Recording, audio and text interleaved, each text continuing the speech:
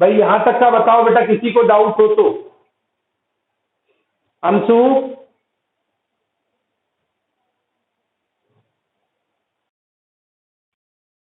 एक बार रिपीट करूं? हाँ ठीक है, कोई बात नहीं। इधर देखो बेटा, डायरेक्टेड लाइन सेगमेंट का मतलब आप मोटी सी भाषा में ये समझ लीजिए, ये कोई लाइन है और लाइन कभी खत्म नहीं होती, ये आपकी कोई लाइन है। सेगमेंट का मतलब इसका हिस्सा, सेगमेंट का मतलब इसका पार्ट, और डायरेक्टेड का मतलब जिसकी डायरेक्शन दे रखी हो। ये सोच लो कि लाइन सेगमेंट ही है, लाइन का ही एक पार्ट है, बस इस बार इसकी डायरेक्शन दे रखी है।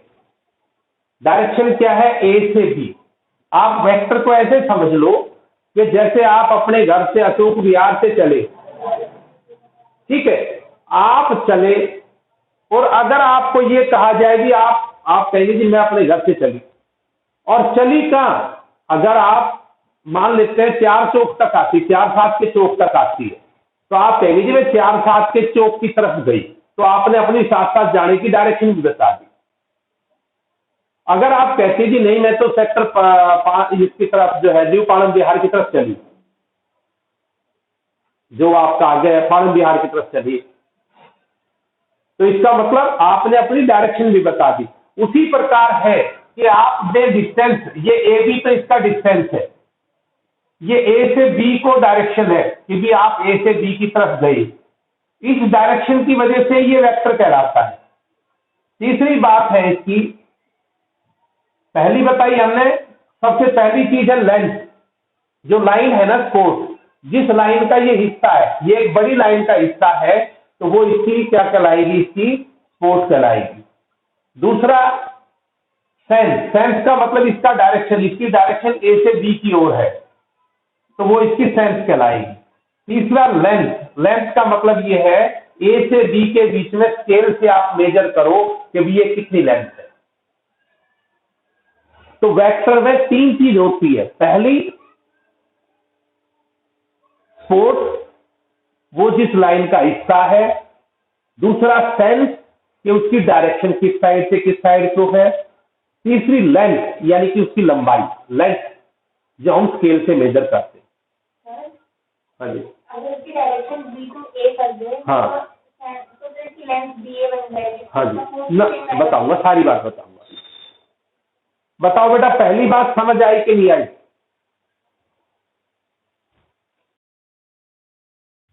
भाई किसी और को डाउट हो तो बीच में रोक दे।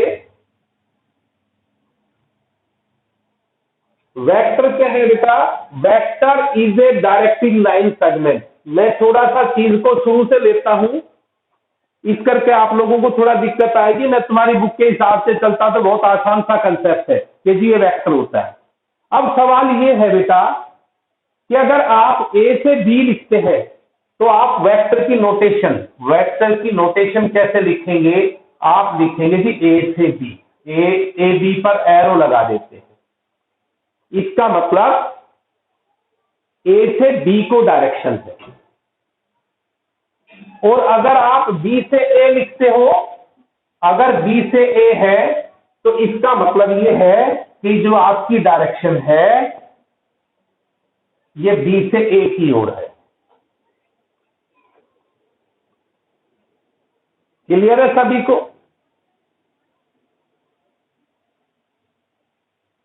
अब ए बी और बी ए में क्या रिलेशन?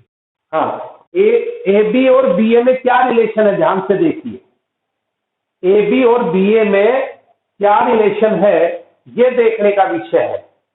देखिए बेटा कि इनकी लेंथ में कोई चेंज नहीं आया। ए से बी में लेंथ भी सेम है, स्पोर्ट भी सेम है। किस चीज में चेंज आया है? केवल डायरेक्शन में चेंज आया है। ठीक है, केवल डायरेक्शन में चेंज आया है, मैग्नीट्यूड में चेंज नहीं आया है। इसकी लेंथ में भी परिवर्तन नहीं है, ये स्पोर्ट भी वो की हुई है, केवल आपकी जो डायरेक्शन थी वो चेंज हुई है। तो याद रखो कि जो ए बी वेक्टर है, हम वेक्टर की सेंस में -ba लिखेंगे। A B equal to minus of B A, केवल उसका साइन चेंज हो जाता है अगर डायरेक्शन चेंज होती है। ए बी जो है वो माइनस ऑफ बी ए होगा। क्लियर है?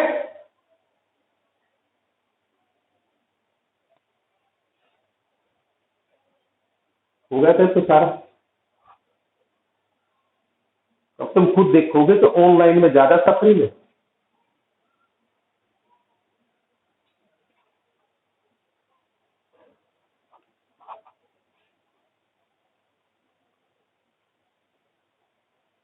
बेटा आज मैं बेसिक डेफिनेशन कराऊंगा, हालांकि एग्जाम में कहीं नहीं आती, लेकिन वजह क्या है कि जब तक आपको कंसेप्ट क्लियर नहीं होगा, जब तक समझ नहीं आएगी चीजें।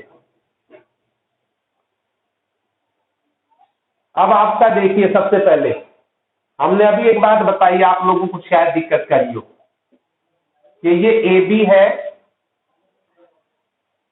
और ये आपका बी ए है।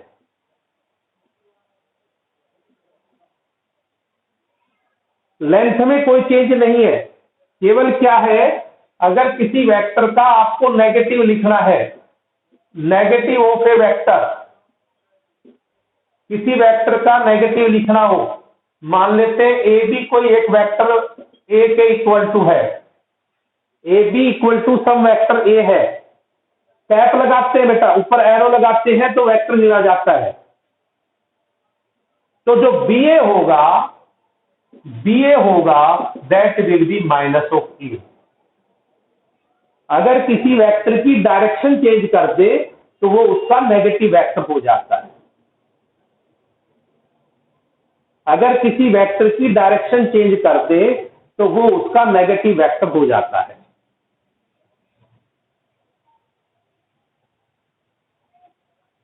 बताओ भी क्लियर है सभी को?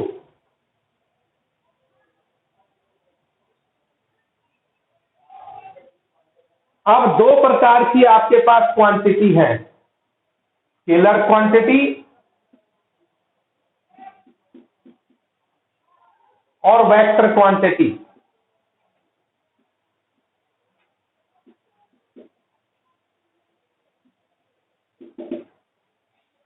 स्केलर क्वांटिटी और वेक्टर क्वांटिटी, जिनका विच है मैग्नीट्यूड ओनली। ऐसी क्वांटिटी जिनका केवल मैग्नीट्यूड हो, केवल मैग्नीट्यूड हो, वो स्केलर क्वांटिटी कहलाती है। वेक्टर क्वांटिटी कौन सी होती है? Which have scalar as well as which have magnitude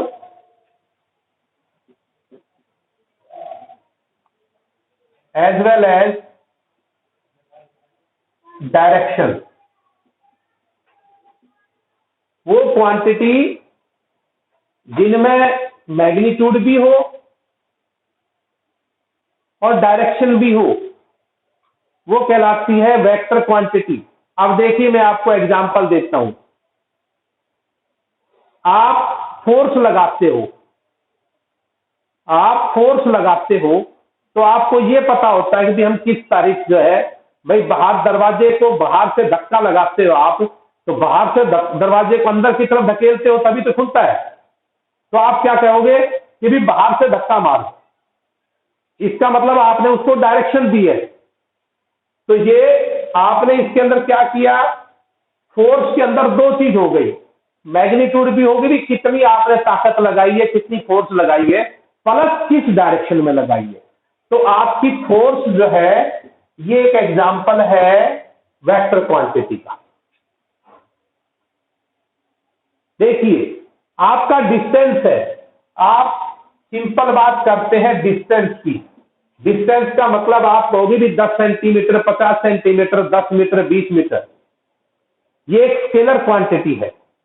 लेकिन अगर आप कहते हो कि आप डिस्प्लेसमेंट डिस्प्लेसमेंट का मतलब है कि आप सेक्टर 4 से और रेलवे स्टेशन की तरफ, ठीक है, 3 किलोमीटर आए, यानी कि आपने डायरेक्शन भी बता दी और डिस्टेंस भी बता दिया। तो ये 3 किलोमीटर तो क्या होगा, आपका मैग्नीट्यूड होगा, और डिस्टेंस जो 3 किलोमीटर है ये मैग्नीट्यूड है, और 4 सेक्टर से रेलवे स्टेशन की तरफ ये आपकी डायरेक्शन हो गई। तो अगर किसी क्वांटिटी की दो दो चीजें हो, मैग्नीट्यूड प्लस डायरेक्शन, तो वो वेक्टर कहलाती है, और खाली मैग्नीट्यूड हो तो वो कहलाती है स्केलर क्वांटिटी। और देखिए आपकी स्पीड का मतलब गाड़ी 50 किलोमीटर की रफ्तार से चल रही है, 40 किलोमीटर की रफ्तार से चल रही है, वो एक स्केलर क्वांटिटी है। और अगर मैं कहता हूं कि गाड़ी वेलोसिटी होती है बेटा वेक्टर क्वांटिटी, अगर मैं कहता हूं गाड़ी 30 की स्पीड से दिल्ली की तरफ जा रही है, गाड़ी 30 की स्पीड से बॉम्बे की तरफ जा रही है, गाड़ी 30 की स्पीड से नॉर्थ की तरफ जा रही है, साउथ की तरफ जा रही है, तो मैंने डायरेक्शन भी बता दी है। तो उसको हमने, चीज सेम है, लेकिन इसको हमने क्या नाम दे दिया, वेलोसिटी, क्योंकि वो डायरेक्शन भी बताती है। और खाली ये का भी 50 की स्पीड से चल रही है तो वो स्केलर क्वांटिटी। आई बात नहीं आई समझ? बताओ भाई, यहां तक किसी को डाउट हो?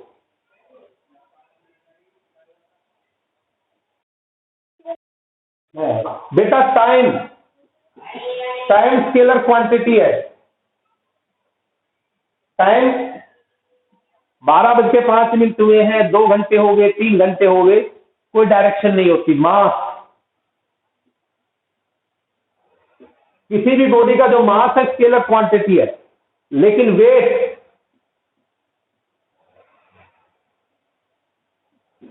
आप देखिए वेट क्या चीज है। आपने कोई चीज खुट्टी के टंगा रखी है, किसी कील के ऊपर आपकी कोई वो चल रही है, तस्वीर जो है वो कील के ऊपर टांग रखी है, तो कील का जो वेट है वो नीचे की तरफ एक्ट करता है, इसका मतलब दैट इज ए फोर्स। अगर आप किसी कील के ऊपर किसी तस्वीर को टांगते हो तो वो तस्वीर नीचे की तरफ लटकती है, इसका मतलब वो डायरेक्शन दे रही है, उसका वेट जो है वो नीचे की साइड होता है। तो वेट एक वेक्टर क्वांटिटी है और मास स्केलर क्वांटिटी है। क्लियर है सभी को? तो मैं समझता हूं ज्यादातरों को बात समझ आ गई। निकिता समझ आ रहा है बेटा, नहीं आ रहा? हाँ। और बेटा एक्टिवा लेकर खुद निकलना शुरू कर दे, कब तक माँ बाप को परेशान करोगे? तुम लोगों को डिपेंडेंट होना पड़ेगा।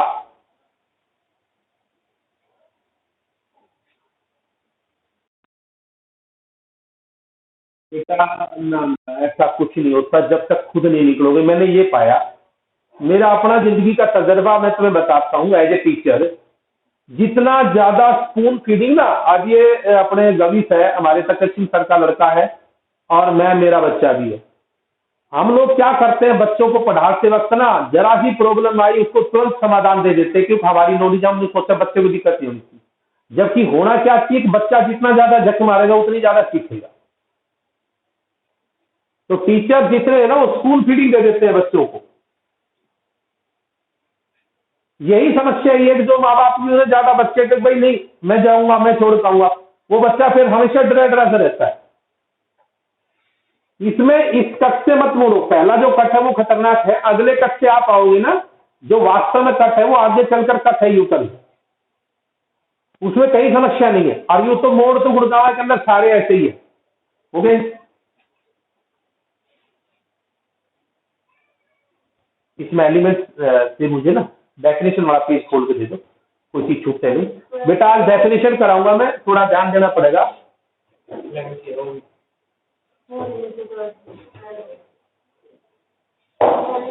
तो वेक्टर कोई नई चीज नहीं आई है, वेक्टर आपकी पुरानी जो लाइन थी वही है, बस फर्क क्या आ गया है कि इस बार उस लाइन को हमने डायरेक्शन दे दी। ठीक है, एक बंदे को ये कहो भी तुझे 10 किलोमीटर जाना है, वो कहता है ठीक है 10 किलोमीटर जाना है। एक को ये को भी 10 किलोमीटर तुझे दिल्ली की तरफ जाना है या बॉम्बे की तरफ जाना है, इसका मतलब आपने उसको डायरेक्शन बता दी। हाँ, अब बेटा कुछ डेफिनेशंस है, ये आपको याद रखनी पड़ेगी। सबसे पहले तो इक्वल वेक्टर क्या होते हैं? इक्वल वेक्टर, दो वेक्टर को इक्वल कब कहेंगे? दो वेक्टर को इक्वल कब कहेंगे? यदि उनकी लेंथ सेम हो, लेंथ उनकी सेम हो, डायरेक्शन सेम हो, और तीसरा उनकी सेम स्पोर्ट्स पे हो, या तो वो एक ही लाइन पर हो या पैरेलल स्पोर्ट्स पे हो, या पैरेलल स्पोर्ट्स पे हो। दो लाइनों को, दो वेक्टर को कब इक्वल कहेंगे? देखिए आप, जैसे ये लाइन है आपकी, कोई भी लाइन, इससे मान लेते हैं ये पी क्यू वेक्टर है और ये आर एस वेक्टर है। इनकी लेंथ सेम होनी चाहिए, लेंथ सेम हो, एक ही लाइन का हिस्सा हो, या पैरेलल लाइन पर हो।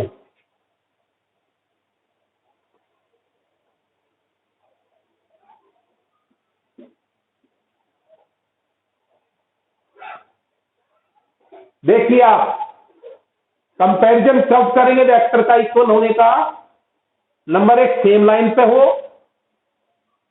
भाई इस लाइन पे सेम पे हो या पैरेलल पे हो। अगर वो पैरेलल लाइन पर है तब भी कंपैरिजन हो जाएगा। तो क्या बताया? सेम लाइन पे हो, जैसे पी क्यू, आर एस और ए बी, तीनों इक्वल वेक्टर हैं, यानी कि या तो वो सेम लाइन पे होने चाहिए या पैरेलल लाइन पर हो, तभी उनको कंपैरिजन किया जा सकता है कि वो इक्वल है या नहीं है। टेढ़ी मेढ़ी लाइनों पर है तो नहीं कंपैरिजन होगा। इक्वल होने के लिए क्या क्या बताया? लेंथ सेम होनी चाहिए, यानी कि उनकी जो मैग्नीट्यूड है, लेंथ लंबाई सेम होनी चाहिए, उनकी डायरेक्शन सेम होनी चाहिए। देखिए सबकी डायरेक्शन ये है। अगर एक चीज में भी फर्क आ गया तो वो इक्वल वेक्टर नहीं होंगे।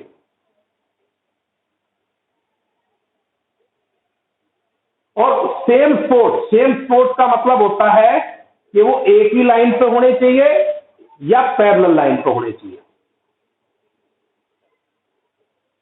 मैं बार बार बता रहा हूं बेटा, मैं थोड़ा सा एक्स्ट्रा ज्यादा करवाता हूं। उसके पीछे ये होता है कि मेरा टारगेट कंपटीशन एग्जाम के बच्चे भी है, खाली कॉमर्स के बच्चे नहीं है। ठीक है, तो ये थोड़ा सा कॉमर्स वालों का एक्स्ट्रा लगता है, साइंस वालों का एक्स्ट्रा नहीं लगेगा, क्योंकि उनके कंपटीशन एग्जाम का 100% कवर अप करता हूं मैं, मेन तक का, एडवांस मेन तक की मेरे कराए हुए वेक्टर 3D से बाहर कुछ नहीं आएगा।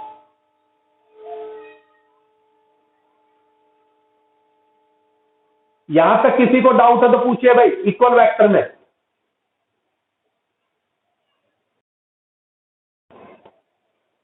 अंशु,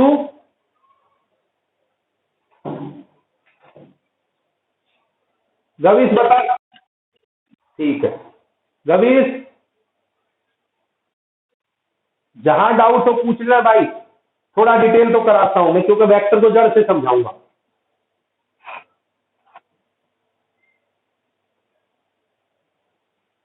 उसके बाद बेटा हमारे पास है कोलिनियर वेक्टर या पैरेलल वेक्टर।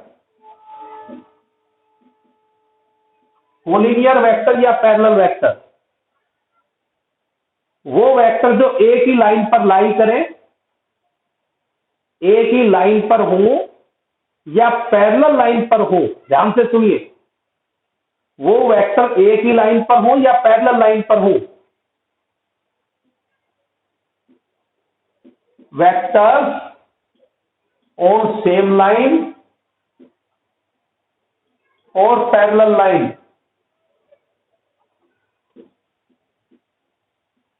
जो वेक्टर एक ही लाइन पर हो या पैरेलल लाइन पर हो, मतलब देखिए आप जो अभी एग्जांपल दिया था आपका ए बी, यहां डायरेक्शन कुछ भी हो कोई मतलब नहीं रखता। पैरेलल के लिए